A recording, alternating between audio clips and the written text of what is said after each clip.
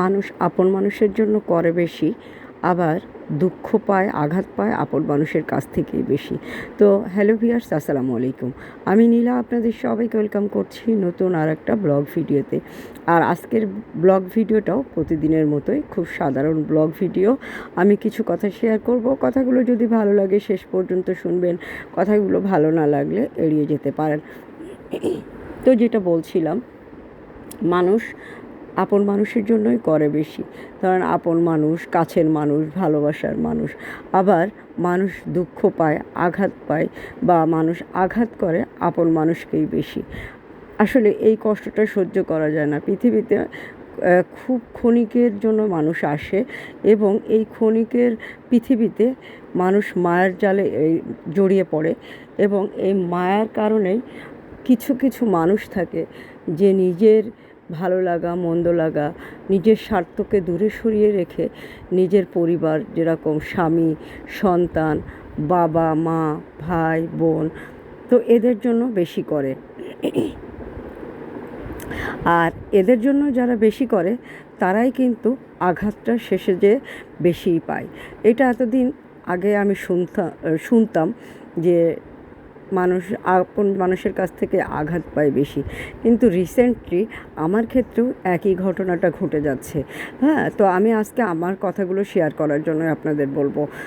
তার যে কথা বলছিলাম, আমি হয়তো আমার জন্য পরিবারের সবাই অনেক করেছে, কিন্তু আমিও আমার পরিবারের জন্য কম করিনি।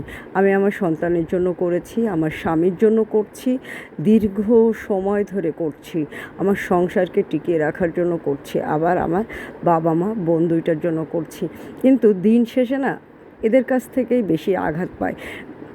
মেয়ের কাছ থেকে এখনও পাইনি, হয়তো জানি না পাবো কি পাবো না। যদি না পাই সে আশাই করি, মানুষ সবসময় ভালো কিছুর আশা করে। কিন্তু স্বামীর কাছ থেকে দিনের পর দিন যেটা পেয়েছি, মানসিকভাবে আঘাত পেয়েছি। এর কথার আঘাতগুলো সহ্য করা অনেক কষ্টকর। আর ভালোবাসার মানুষ বা ঘরের মানুষ আঘাত দিলে মানুষ কিন্তু মেন্টালি অসুস্থ হয়ে যায় বেশি।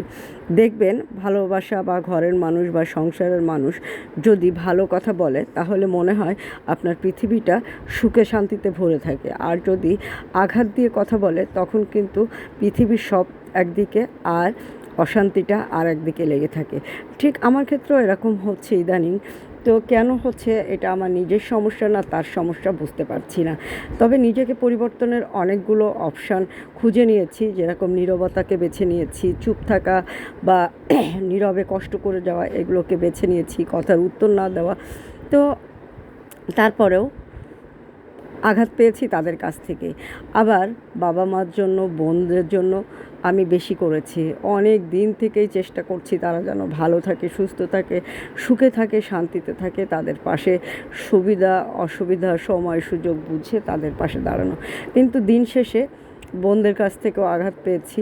বাবা মা আসলে ওইভাবে আঘাত দেয় না, তারপরেও মানে যখন কেউ যদি একটু কটু কথা বলে, তখন কিন্তু আঘাতটা বেশি লাগে।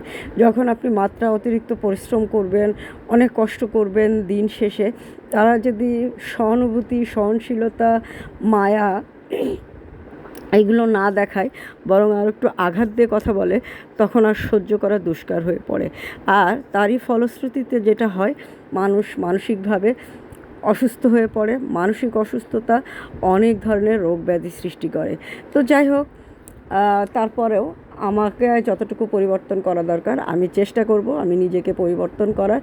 নিজেকে পরিবর্তন হয়ে আমি সবার জন্য যতদিন বেঁচে থাকব, জীবনের শেষ নিঃশ্বাস পর্যন্ত আমি আমার সংসারের জন্য, আমার সন্তানের জন্য, আমার স্বামীর জন্য, আমার বাবা মার জন্য, আমার বোনদের জন্য, বোনের বাচ্চাদের জন্য করব। তাতে আমার আঘাত যদি তারা আরও বেশিও দেয়, তারপরেও করব। আমি যদি আঘাত পেতে পেতে একদম শেষ হয়ে যায়, তাও করব। আমার এটা আমার একান্ত মানে আমার প্রতিজ্ঞার কথাটাই আপনাদের সাথে শেয়ার করলাম।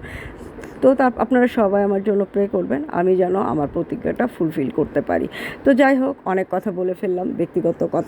ব্যক্তিগত কথা কোনো না কোনো মাধ্যমে বলতে হয়।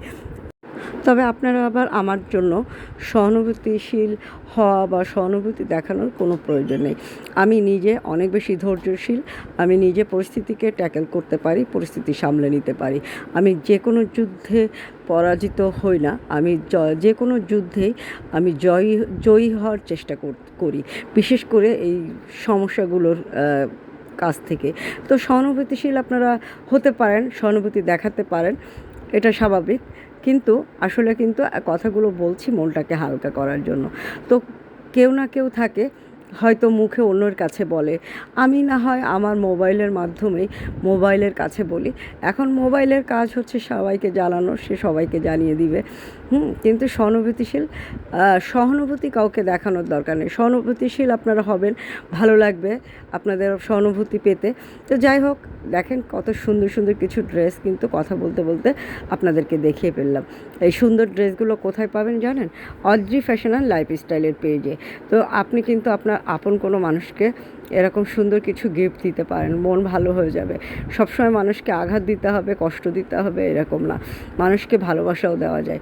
তবে সবার কাছ থেকে যে আমি একতরফা কষ্ট পাই সেটা না, আমি কিন্তু আত্মতৃপ্তি পাই অনেক বেশি। আপনি যখন কাউকে সুন্দর একটা গিফট করবেন তখন কিন্তু আপনি আত্মতৃপ্তি পাবেন। আপনি যখন অন্যের জন্য কিছু করবেন তখন আত্মতৃপ্তি পাবেন। আপনি যখন আপনার কারো অসহায় মানুষের পাশে দাঁড়াবেন তখন কিন্তু আত্মতৃপ্তি পাবেন। আমিও সবসময় চেষ্টা করি এই কাজগুলো করার, আর এই কারণে আমি কিন্তু ভালো আছি, সুস্থ আছি, এখনও আপনাদের সবার ভালোবাসায় বেঁচে আছি। বাড়ির সবার, যেরকম বাড়ির সবার বলতে পরিবারের সবার দোয়ায় আমি অনেক ভালো আছি। মানুষ ঝগড়াঝাটি, গণ্ডগোল, ফ্যাসাদ এগুলো হবেই, তো তারপরেও মানুষ কিন্তু ভালো থাকার চেষ্টা করে। তো আপনারা এরকম সুন্দর সুন্দর ড্রেস পরবেন, সুন্দর সুন্দর মুহূর্তগুলোকে এনজয় করবেন, ভালো থাকবেন, সুস্থ থাকবেন, আমার জন্য প্রে করবেন। সবার জন্য অনেক অনেক শুভকামনা, ভালোবাসা রইল। আল্লাহ হাফেজ, আসসালামু আলাইকুম।